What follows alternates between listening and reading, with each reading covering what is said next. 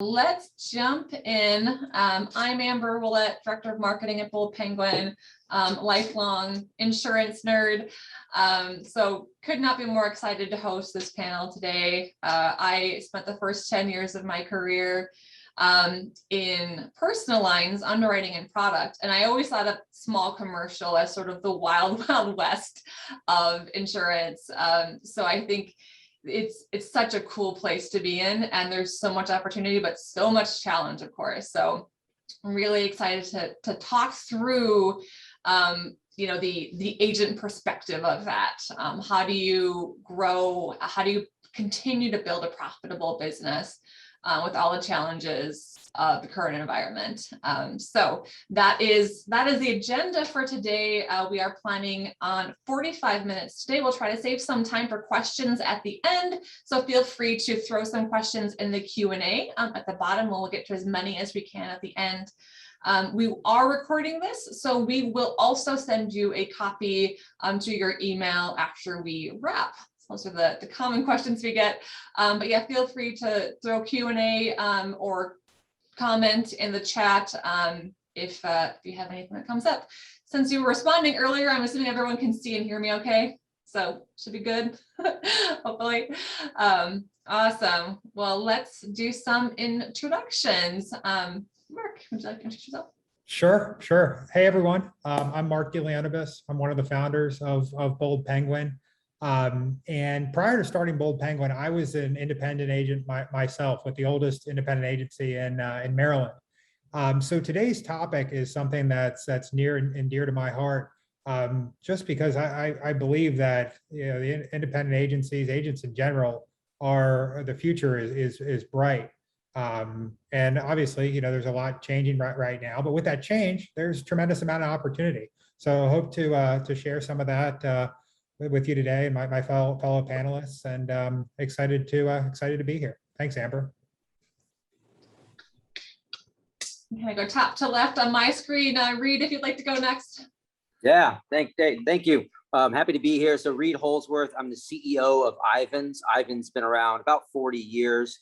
Ivans kind of sits in the middle of the industry between the carriers and the agencies with connectivity. So today we're connecting almost 500 carriers down to 32,000 agencies. A little bit about myself, former agency owner as well as agent for many years, and then also did a stint for a number of years. Many of you may know me from Tech Canary, which I was the founder of, which we built insurance technology on the Salesforce platform specifically for agencies. Also been at Applied Systems for a couple of years after Applied acquired Tech Canary, and now running Ivans as the CEO. So near and dear to my heart as well. Definitely an insurance nerd. So happy to be here, and it's a great conversation to have. So thank you for having me. Thanks, Reed. Jeannie? Hi, good afternoon. My name is Jeannie Andrews. I'm the Director of Partnerships at Byberg. We are a Berkshire Hathaway, Warren Buffett insurance company with an online digital platform that integrates with the Bold Penguin platform. I am the most seasoned, which means I've earned every gray hair I have, insurance individual on this call. And I am excited to share my experiences over my 36-year career. I started in agency in a small town here in Nebraska, grew into myself and went to the company side for a while, did risk management for a while. I've had a wild career, and I would do it all over again if I could. So I'm excited to see all the things that we can present today. Thanks, Jeannie. Emmanuel? And I'm Emmanuel Osuya, owner of Alpha Direct Agency. We're a New York City-based agency. I came into this business somewhere almost 20 years ago from banking, and it's been an interesting journey. Learned a lot, made a lot of mistakes, but starting out scratch and being able to build the agency to this point where we're in 18 states and we're now an international agency, I hope to be able to bring something to everybody who's here listening today. Thanks for having me. Awesome. Thank you so much. Well, without further ado, let's jump in. So from the marketing side, I have to start there, of course. So let's talk about there. Let's talk about building that funnel. So how has the role of marketing in small commercial shifted in the last few years? I get to start there because I am the most seasoned, so I see how directly it has shifted. I think my favorite story that I tell is when I was in the insurance industry 36 years ago, and I was using carbon copy ledgered paper to do all of my quoting on. So many of you on this call probably don't even know what carbon copies look like. But it was a very difficult process. So the digital marketing experience, I think, has been the single greatest asset and addition to the insurance industry. And being able to market to a wider footprint in agencies is probably one of the things that I think can expand your agency growth and your agency experience much quicker than any other thing that we're seeing in the industry today. I would also say that because you have a stronger digital experience for marketing, you need to make sure that you are responsive and quick to grab onto those that funnel and fill that funnel, because if you don't, somebody else is going to. And I think that the quick, easy, efficient systems that Bold Penguin built that allowed companies like Byberg to jump on board to expand our footprint quicker and in a more efficient way through our partnership operation has been helped grow exponentially for our company. So I can only see on the agency side that piece of what you are doing is you need to grab a hold of it, find what works for you, figure out how to grow that in the most efficient manner through your marketing expertise on platforms like a Bold Penguin. So I'd hand that off to Emmanuel because with the agency experience, I've grown it from the company experience. I'd be curious to see how you see it from the agency experience. Yeah, you're exactly right, Jenny. It has shifted, especially for commercial. I remember not even 5 years ago, I used to buy commercial leads, and I would go out to appointments, pay the $60 in Manhattan just to talk to the business owners for 30 minutes, and come back out and still no job done. Then I got to go work in the quote. But and a lot of my peers, when we hear the word marketing, or as you said, digital marketing, we instantly think about social media.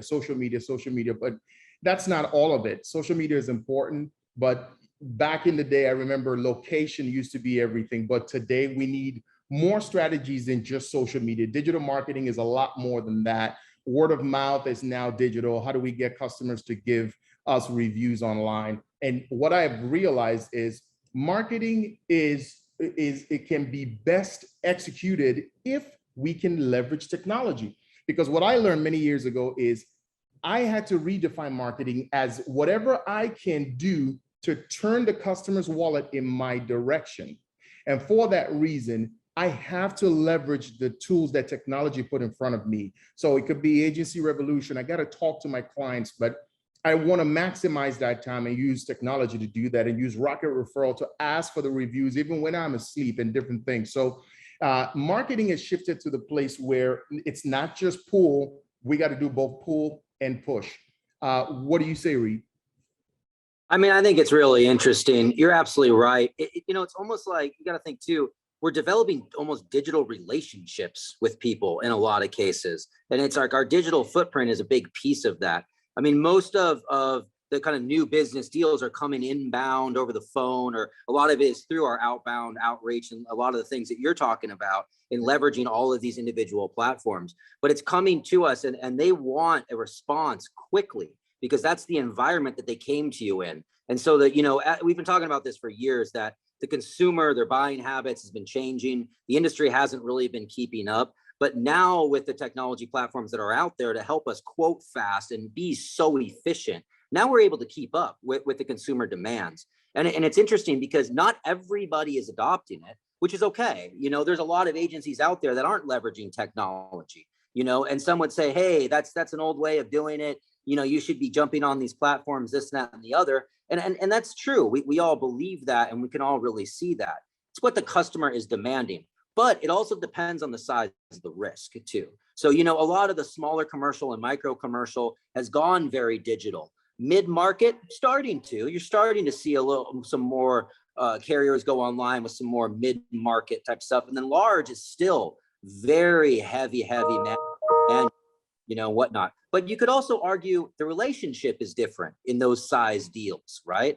If I'm a very large organization and I'm spending $1 million on a policy, I'm going to probably want to sit down with my agent and really get to know them and build a real relationship with them. On the other side of the spectrum, doing a $500 BOP where the agency is going to make, you know, 50, 60 bucks on that deal, it's a little more transactional, right? So it's really just helping us as agents be much more efficient, leveraging these technologies. But in my opinion, it depends on the size. But yeah, the revolution is happening. It's there. We're in it. This happened in personal lines many, many years ago. And we're following suit in commercial lines, finally. And look, thanks to Bold Penguin and a lot of systems that are out there that have really pushed these carriers to see, look, we're not just shopping for price, right? We're trying to be more efficient. And we're still being smart agents and placing the business where it should go, right? But we need to get there quickly so we can answer our customers quickly. So my 2 cents. Yeah, when I think about marketing, I think back to when I was an agent and came out of a training program with a major carrier, and they said, "Hey, here's your list of who you're going to call. You're going to call. You're going to get X dates. You're going to call back. You're going to set appointments, and this is it." And you know what? It worked, but that was then. And to echo what Reed said, we have such amazing tools to create the efficiency now and allow the agent to be very efficient with marketing, but focus on building the relationships, adding the value as the trusted advisor, and focus on letting that customer know very early in the process that, number one, you found, you know, the right agent who understands the uniqueness of their business. Number two, they work with the carriers that are fit both now and into the future. And number three, we're going to be able to interact with you the way that you want to be interacted with and follow your conversation from offline to online and back and forth. And you know, that's what's so exciting about where we are today. Like commercial insurance, if these tools are around today, I probably wouldn't be sitting here. I'd still be an agent, because it really can be quite fun and exciting. I love that emphasis on both the push and the pull. And when we talk about growing a profitable agency, I think we're not talking about, you know, giving up on everything that's ever worked in the past. You know, there's still room for door to door. There's still room for that relationship. It's just about finding those tools. And I think that social proof, which is just referrals. I mean, that's just humans recommending to other humans to buy things. It's just there's different tools now to communicate that. You know, you're looking at you know, Google reviews now instead of, you know, surveying all of your you know, colleagues. So you're probably doing both, actually. So I think that's a really key point as we look at, you know, the future also involves the past, right? So it's about finding the customer where they are, and maybe that's in their business, maybe that's you know, in a platform, maybe that's on social media, but it's finding them where they want to be found. I think is so important there. And I would want to add to that, Amber, when you say that, finding them where they're at. And I think that is the really key factor, is that if you find them at the place that they are, that they want to communicate, and we've had this internal discussion all the time, is it may be by email, it may be digital, it may be phone, but you have to meet your customer on your marketing platform where they want to be. And if you can do that, you will be successful. absolutely love that. And of course, once you have the prospect, you've got to close the deal, right? So let's talk about producers. What are your thoughts on hiring producers? What strategies are the most effective there? So I like to say I am fresh, unjaded talent all day, right? I've tried both sides of that coin, and I've just not had that luck with experienced folks. They come in and somehow just doesn't work out. But when I bring people from outside the industry, no experience with insurance at all, I've spent the time to put a training together that will carry them through whatever I want them to specialize in.